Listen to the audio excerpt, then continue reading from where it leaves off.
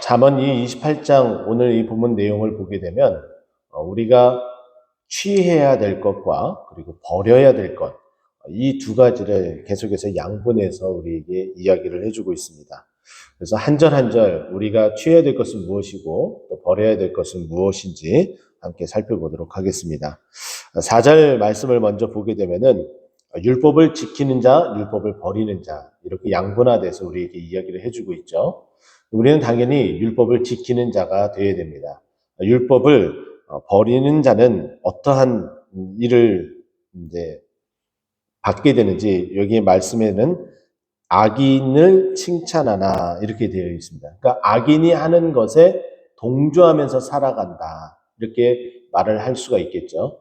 그 말인즉슨 율법을 저버리게 되면 악한 것이 무엇이고 선한 것이 무엇인지 구분조차 할 수 없기 때문에 그저 내 마음에 내가 지금 악한 길을 가고 있는지 아니면은 선한 길을 가고 있는지조차도 구분을 못해서 악한 자가 행한 그 모든 것들을 어떻게 한다? 칭찬을 하게 된다라고 이렇게 말씀하고 있는 거예요. 대신에 반면에 율법을 지키게 되면은 그것이 악한 것인지 아니면 그것이 악하지 않은 것인지 구분이 되어져서 악한 것에 대해서 대적해서 악한 길로 가지 않게끔 만든다. 이렇게 얘기를 하죠.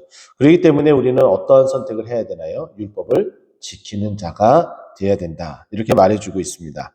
자, 악인 5절 말씀. 악인은 정의를 깨닫지 못하나 여호와를 찾는 자는 모든 것을 깨닫느니라.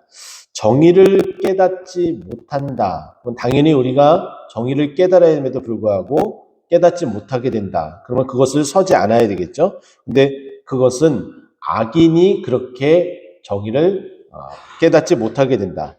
그러면 4절과 같이 연결해서 보게 되면은 율법을 버리게 되면은 정의를 찾지 못하는 자가 되는 거예요. 대신에 율법을 지키게 되면은 정의를 찾는 자가 될 수 있다는 거죠. 자, 그러면서 뒤에 보면은 여호와를 찾는 자는 모든 것을 깨닫느니라. 정의를 찾는다라는 표현을 이제 모든 것을 깨닫는다라는 표현으로 되어져 있고 4절에 나타나는 율법을 지키는 자 이런 표현이 5절에서는 여호와를 찾는 자 이렇게 표현되어져 있습니다. 율법을 지키는 자 결국은 여호와를 찾고 그의 말씀에 순종하는 것임을 우리에게 말해줍니다. 6절 말씀 보니까 가난하여도 성실하게 행하는 자는 부유하면서 굽게 행하는 자보다 낫느니라. 자, 우리는 지금 이 말씀을 보면서 이 6절 말씀을 보면서 가난한 것에 초점을 더 맞추고 또 부유한 것에 초점을 맞춥니다. 왜 그러냐면 우리는 가난한 것, 부유한 것 그것에 너무 많은 신경을 쏟고 있기 때문이에요. 그래서 내가 좀 더 부유해지고 싶고 내가 가난하고 싶지 않는 그런 마음들이 여기에 다 투영되어져 있기 때문에 이 말씀을 보면서도 항상 가난한 것, 부유한 것 여기에 초점을 맞춥니다. 그런데 거기에 초점을 맞추기보다는 성실하게 행하는 자 그리고 굽게 행하는 자 여기에 더 초점을 맞춰보십시오.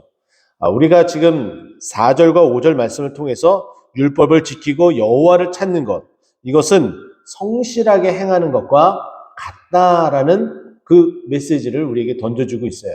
그러나 반면에 율법을 버린 자 그리고 악인이 여호와를 찾지 않고 악인을 정의에 찾지 못하는 그 모습 가운데 있는 자들은 어떤 거라는 거예요? 굽게 행하는 자다라고 말하고 있죠. 그러면 이제 우리는 알게 됩니다. 우리가 정말 부유하고 싶다. 그러면 어떻게 행하는 자예요? 여호와를 찾고 율법을 지키게 되는 것. 그것이 진정한 부임을 우리에게 말해주고 있고 반면에 가난한 것은 율법을 지키지 않고 율법을 버린 자이고 여호와를 찾지 않는 자가 가난한 자다라고 우리가 이 말씀을 통해서 꼭 기억을 해야 될 듯합니다. 다시금 7절에 돌아가서 율법을 지키는 자 그리고 뒤에 보면은 음식을 탐하는 자 이렇게 되어져 있어요. 그러니까 욕심을 내는 자 그냥 단순히 음식뿐만이 아니라 욕심을 내는 자라고 표현하는 것이 더 좋을 듯합니다. 그래서 율법을 지키는 자는 우리가 계속해서 동일하게 봤던 것처럼 지혜로운 아들인 것을 대신에 율법을 지키지 않고 율법을 버리고 욕심을 내는 것은 탐하는 자와 사귀는 그러니까 아비를 욕되게 한다라고 우리에게 말해줍니다. 결국은 잘못을 저지르고 그 잘못이 다 누구에게로? 다 자기 자신에게로 귀결되어진다라고 말하고 있죠. 또 8절 말씀은 우리가 읽으면서 조금은 이해하기가 매우 난해한 표현을 하면서 우리를 조금 힘들게 하는 모습들이 있습니다. 이게 무슨 이야기지? 라는 생각을 하게 되죠. 중한별리로 자기 재산을 늘리는 것 이렇게 표현했어요. 그러면 이 중한별리라는 것은 고금리를 말합니다. 고금리. 그러니까 이자가 높게 책정을 해서 자기 재산을 늘리는 그런 것은 가난한 사람을 불쌍히 여기는 자를 위해 그 재산을 저축한다. 좀 이해하기가 좀 힘든 표현을 쓰고 있어요. 이 말은 즉슨 뭐냐면은 가난한 사람을 불쌍히 여기는 사람이 있습니다. 근데 이 가난한 사람을 불쌍히 여기는 자들은 어떻게 해요? 자기 것을 아까워하지 않습니다. 다른 사람에게 그 가난한 사람들을 위해서 아낌없이 자기 재산을 다 내어주고 또 그 재산을 통해서 그 가난한 사람들을 섬기는 모습이 이 가난한 자를 불쌍히 여기는 자예요. 그러면 그 사람은 물질이 없으면은 도저히 그와 같은 일들을 할 수가 없습니다.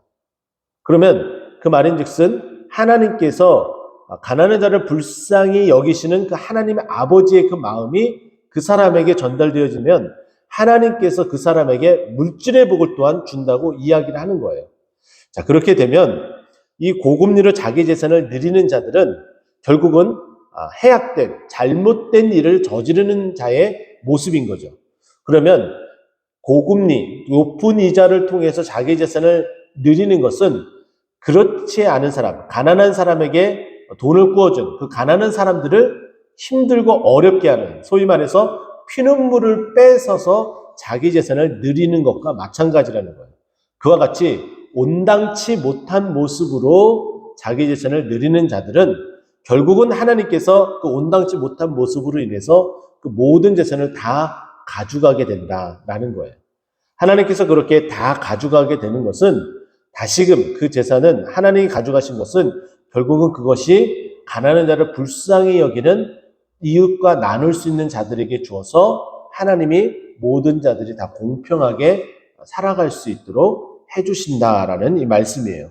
그러면 당연히 우리는 높은 금리로 재산을 늘리지 말아야 될 것은 너무나 당연한 것이고 또 가난한 자를 불쌍히 여기며 내가 가지고 있는 것을 아까워하지 않고 그들을 섬겨야 된다는 거예요. 그렇지 않으면 하나님께서 정말 그 불쌍히 여기는 그 마음이 없는 것으로 인해서 하나님은 또 다른 자를, 그 불쌍히 여기는 자를 찾는 자들을 찾아가서 하나님의 그 은혜와 복을 또 재산이 늘려지는 그 은혜를 주신다라고 말씀하고 있는 거죠.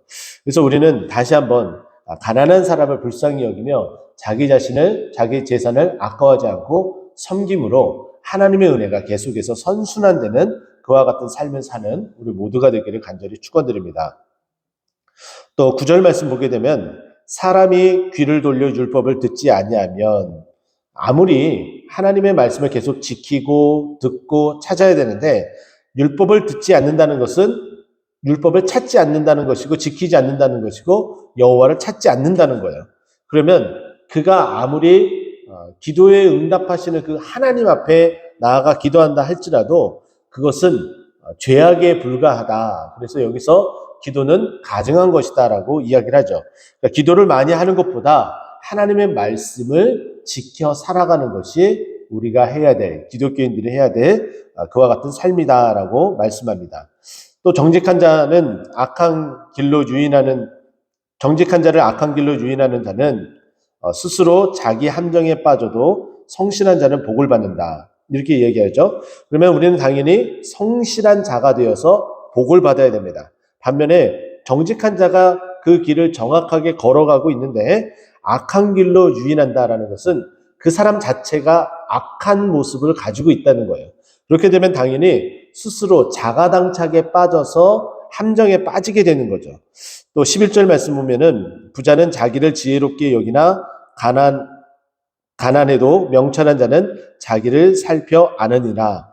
자, 부자는 자기 스스로가 그렇게 열심을 다해서 내가 똑똑하기 때문에 부자가 된 것으로 착각을 한다는 거죠. 그래서 이 부자는 교만하기 쉽게 될 수 있다라는 것을 말해주고 있고, 반면에 명철한 자는 어떻게 해요? 가난해도 자기를 살펴서 내가 부족한 것이 무엇인지 깨닫고 거기서부터 다시 시작해서 그 명철함으로 어떻게 한다고요? 그 부를 쌓아 나갈 수 있도록 할 수 있다라고 우리에게 말해줍니다. 결국은 지혜와 명철은 하나님께서 허락하셔야지만이 가능한 것이고 그것도 부도 마찬가지다라고 말씀하고 있습니다. 12절 말씀은 의인은 득이하나 큰 영화가 있고 악인이 일어나면 숨느니라.